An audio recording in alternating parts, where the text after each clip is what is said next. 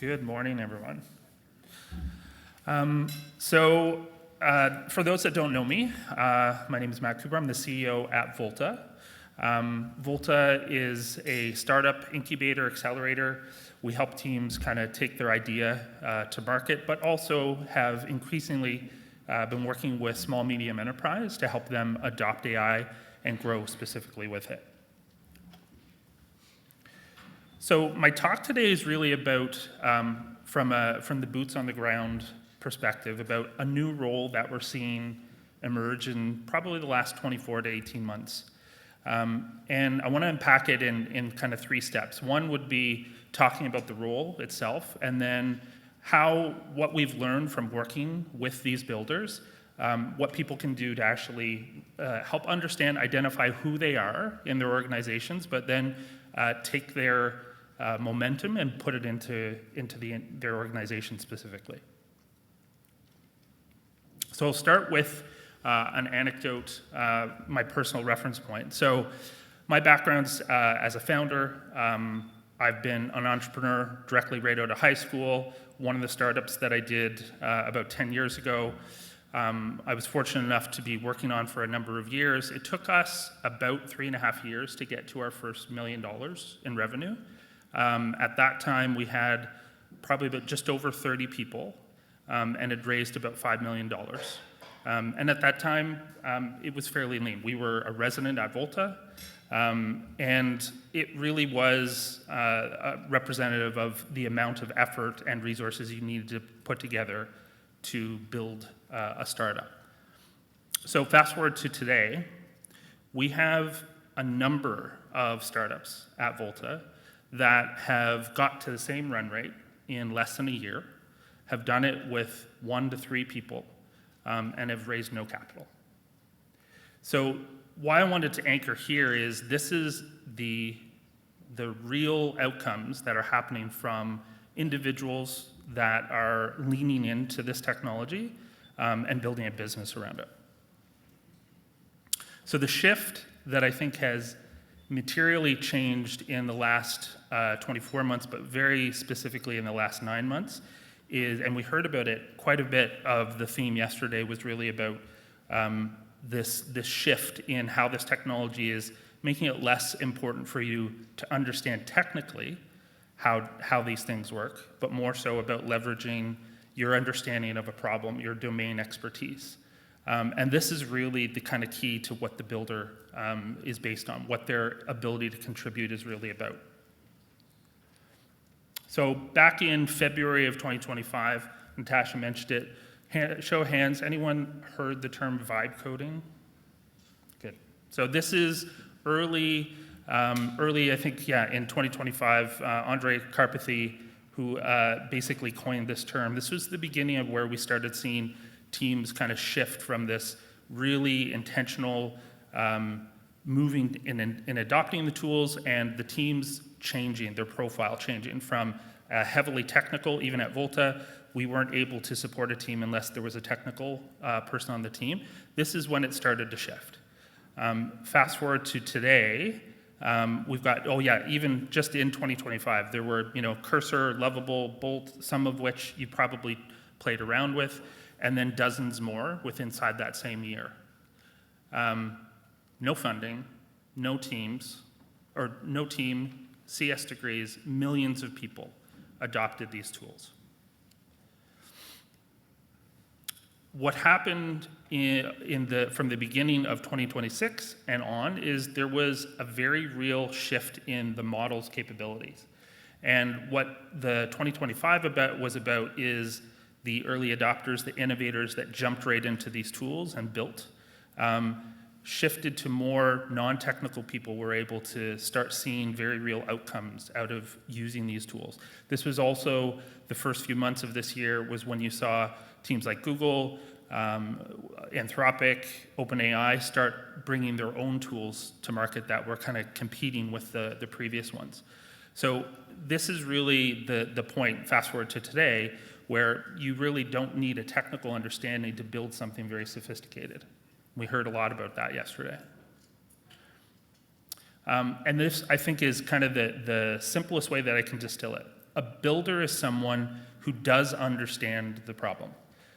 They have an experience, they know what that friction is, and they pick up these tools. And even though they may not be technical, they're probably intimidated a little bit. They're the ones that are taking it up first, putting the reps in, understanding the tools, and building. Not code, but with AI. And so they represent, from my perspective, one of the biggest opportunities that our region has. So they're already here. We have builders in the room. They might not consider themselves technical, but they do have all the criteria that will make them successful with these tools. So they're the individuals that are typically creating workarounds in your business. They're adopting these new tools quickly and telling people about it. No one's asking them to do that. They're also the person that is kind of getting stuff done. They're leveraging these tools, maybe even seeing a big surge in their productivity. And in some cases, depending on the organization, they might be a little bit annoying. They're the ones bringing these ideas to you, even though it's not easy to wrap your head around. The key thing, I think Mike had mentioned yesterday in his opening remarks, they are very discontent with status quo. The key thing here is they're not technical. The talk yesterday from a Snowflake representative, he kept reinforcing the fact that he's not writing the code. He's not writing the code. This is very real. It's no longer a technical skill, but it does require the critical thinking to get value from it. So what I now want to talk a little bit about is what we've learned through working with startups, but also small, medium business in the last 12 months. Share with you some insights that have come out of successful projects, but mainly the ones that we failed at. The ones that didn't produce the outcomes that we were expecting, and really drove how we think about this today. So for those of you that have heard the term innovator, early adopter, those terms are coming out of research that was done in the early 60s about the diffusion of innovation. So this is research that's been done about how quickly individuals, groups of individuals will adopt technology. And between 2 and 16%, that represents of every 100 people, the individuals that I've been describing, right? The same characteristics. They're the ones that are jumping into these tools, they're building with it, they really want to overcome what status quo is because they see the challenges in their organization, they want to change it. And I heard a lot of this yesterday. The key to starting a successful implementation or adoption of AI, it starts with a mindset. It starts with you understanding that there is always going to be a better way to do it, and trying to lay the groundwork for failure and making sure your culture is aligned with what that means, and then how do you mitigate that from a day-to-day basis. Last year, MIT put out this research that showed that the vast majority of enterprises that were launching projects were failing. Not surprisingly, the root cause of this was something that maybe some of you have already experienced. The idea is we push out the technology and people will figure it out. News is they don't. They need this direction. Leadership is critical to success. And I'll talk a little bit about what we found personally, but it aligned very much with the research itself. So the first is that we're not treating the rollout of an AI initiative as a project. It's really about trying to address a problem and seeing whether or not this technology has the ability to do that. But it starts with pain. It starts with someone in the organization, usually an innovator, not necessarily technical, but usually an innovator that is really defining what status quo is and how we need to overcome it. The second is not measuring success around what gets shipped. So using startup vernacular, it's really like trying to measure lagging indicators like how many hours you saved. All of those things are great, but it isn't really why you're doing it. The intention here is that AI has to first be in support of a priority, and then secondly, you have to actually have outcomes happen that you anticipate or are shooting for, and without it, the confidence is going to wane. So they don't measure the artifacts that come out of this process. They're trying to understand whether or not the problem is actually getting better and or solved.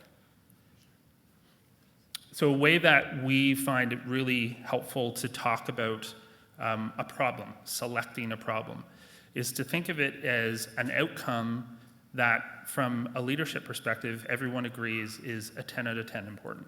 This is an outcome you're probably already focused on. It should be top of your list in your strategic planning, but also that the team agrees we're not progressing at the pace we should be, or the current solution that we use to solve this problem is actually not cutting it.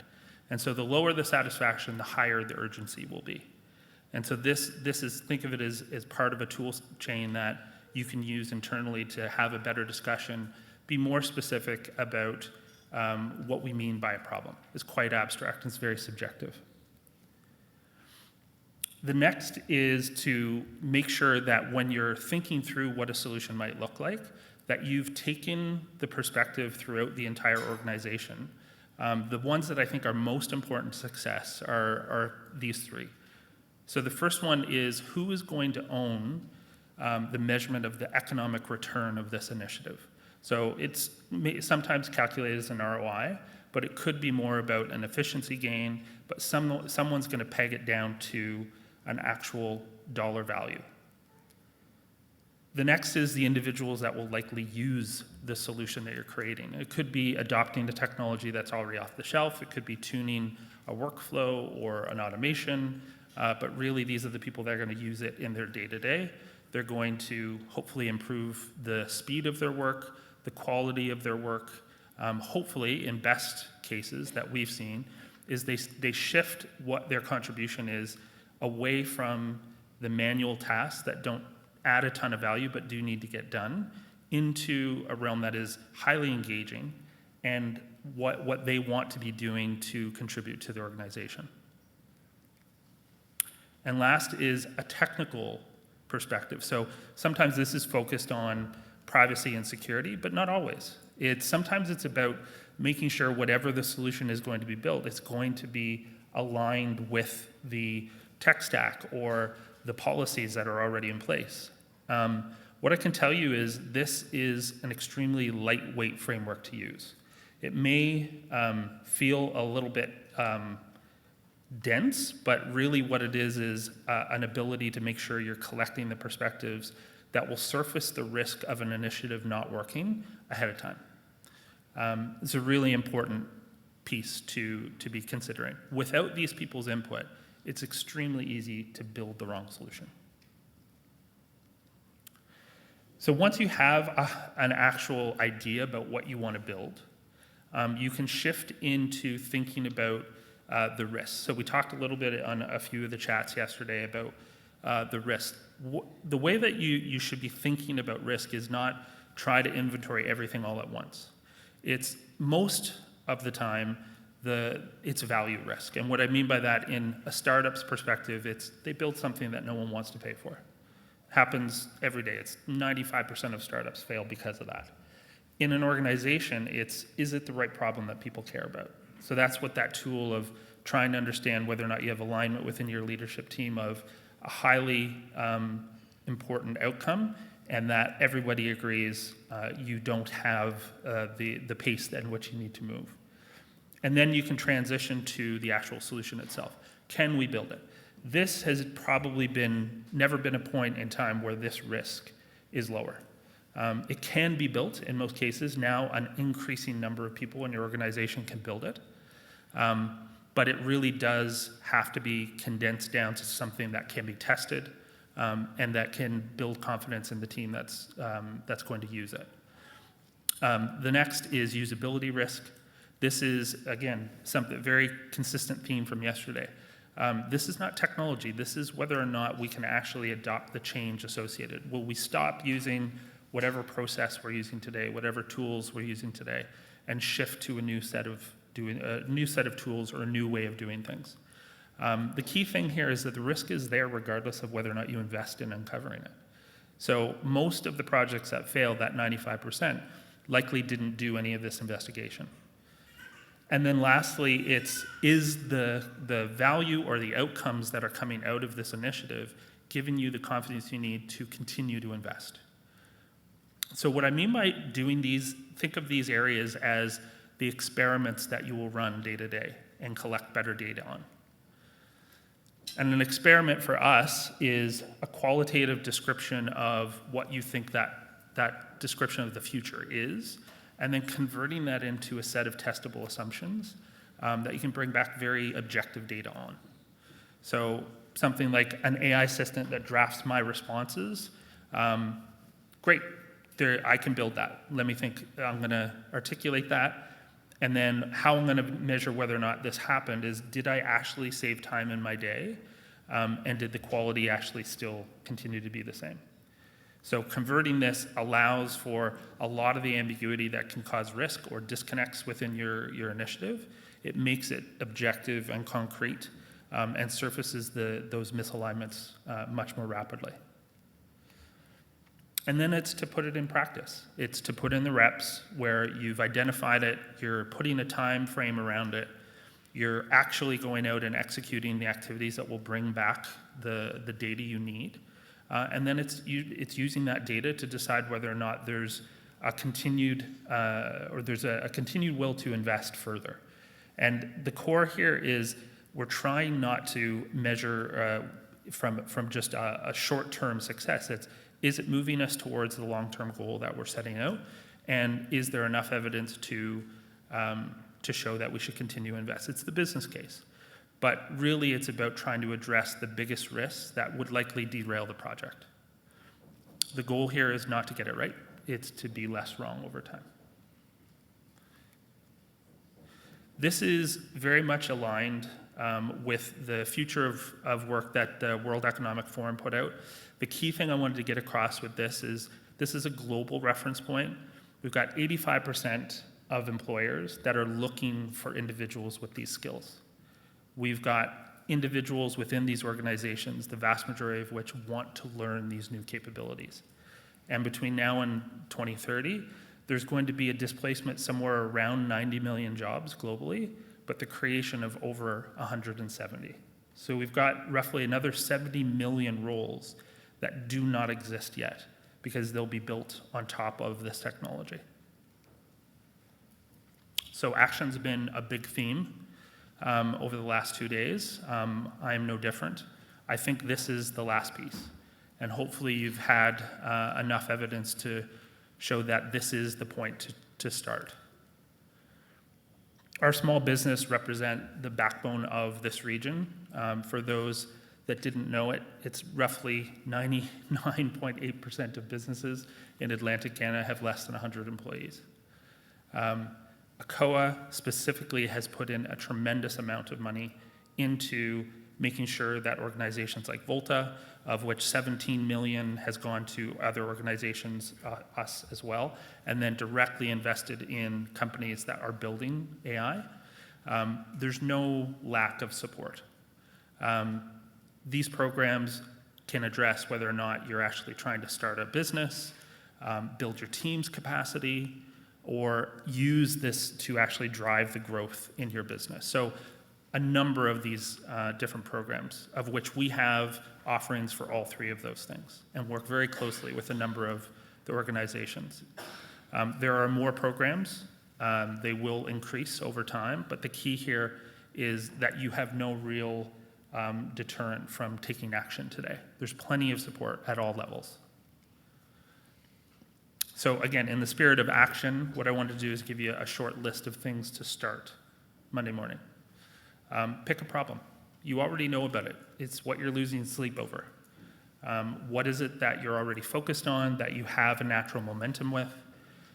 Who is the innovator within your organization that may not consider themselves because it's chiefly been a technical role? How do you actually take ownership, have them take ownership of this initiative? And how do you create the culture, the conditions where failure is not only tolerated, it's expected, because it is effectively what makes you less wrong over time and increases your odds of placing better bets. So that's my talk. For those that are interested in learning more about these programs, if we are not the organization that can connect you or that can help, we will definitely connect you to the ones that can. Thank you, everybody, for your time today.